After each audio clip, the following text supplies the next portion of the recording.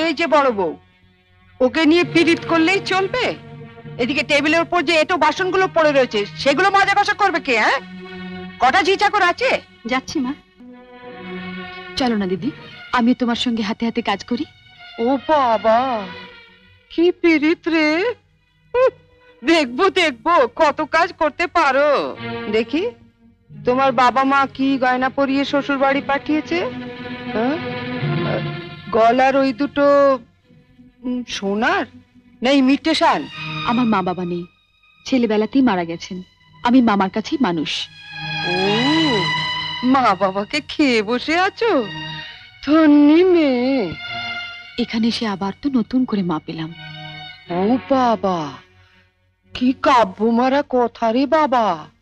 শিখে নাও মেজো বউ, শিখে নাও। আমার বাবা ওসব ন্যাকামি আসে না। নাও, খোলো দেখি হাতটা। দেখি দেখি দেখি দেখি, ছোট বউয়ের মুখখানা দেখি। তোকে আবার কে খবর দিল?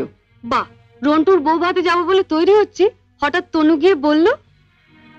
তা মা, তোমার ছোট বউয়ের মুখখানা তো বেশ।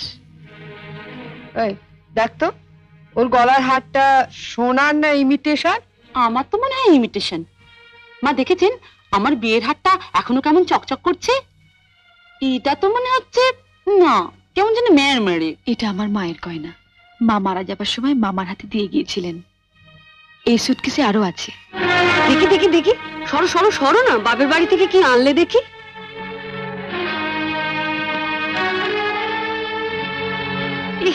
এ কি শাড়ি গো! ই মেয়ে, এ নিশ্চয়ই কোনো ভিখারি বাড়ির মেয়েকে বিয়ে করেছে তনু। আমাদের বাড়ি ঝিয়েরাও এর কাপড় পরে না। দেখ দেখ, বাবা লাল লাল হয়ে যাচ্ছে পাউডার। মা মা, আমি ঠিক বলছি মা, এই নিশ্চয়ই কোনো বস্তি বাড়ি মেয়ে, নইলে বিয়েতে কেউ এরকম শাড়ি দেয়? দেখ দেখ, বাহ, এই শাড়িটা কিন্তু বেশ, তাই না মেজে বৌদি? মোটামুটি। মা, আমাদের এখন আমাকে মানিয়েছে। খুব সুন্দর মানিয়েছে, ভালো, খুব সুন্দর। আমি এই শাড়িটা নিয়ে যাচ্ছি, রন্টুর বউ ভাতে পরে যাব। শোনো, রাত্রিবেলায় ভালো করে আমি এসে সুটকেসটা ঘেঁটে দেখবো, কিছু যেন শরীর রেখো না। মা, নজর রেখো। শাড়িটা রেখে যাও।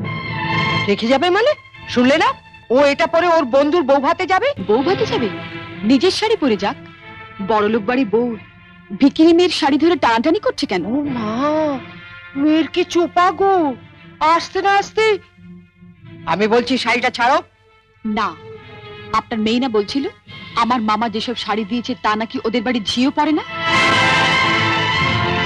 তামা, আপনি আপনার মেয়ের বিয়েতে এমন একটা শাড়িও দিতে পারেননি যেটা পরে রন্টুর বউ ভাতে যেতে পারে?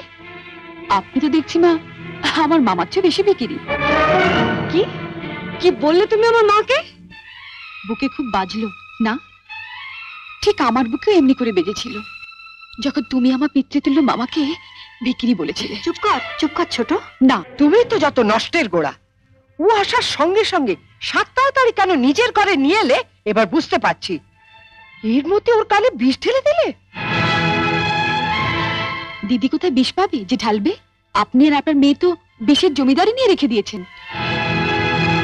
ছোট, শাড়িটা দিয়ে দে। না, আমার মামা খুব গরিব, বিয়েতে আমাকে ভালো শাড়ি না দিতে পারলেও এই শাড়িটা অনেক কষ্টে কিনে দিয়ে বলেছিলেন বাড়ির যিনি গুরুজন তার পায়ে দিয়ে প্রণাম করো।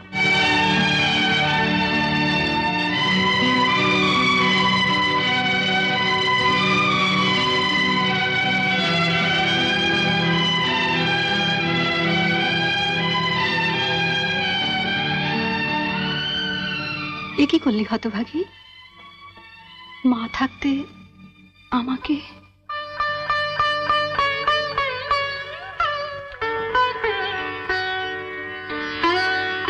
ছোটবেলায় মাকে হারিয়েছি, কত আশা নিয়ে বাড়িতে এসেছিলাম, নতুন করে আবার মাকে পাবো। কিন্তু বড়দি, ওনার যা মূর্তি দেখলাম এ তো মায়ের মূর্তি নয়। শাড়ি দিয়ে প্রণাম করলে আমার মরা মায়ের হাতটা কষ্ট পাবে।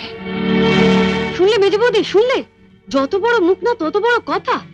ঠিক আছে, রন্টুর বৌভাত থেকে আসে, তারপর তোমার হচ্ছে। দাঁড়াও, যাবার আগে ছুঁড়ে ছুঁড়ে যে শাড়িগুলো ফেললে সেগুলো সুটকেসে তুলে দিয়ে যাও।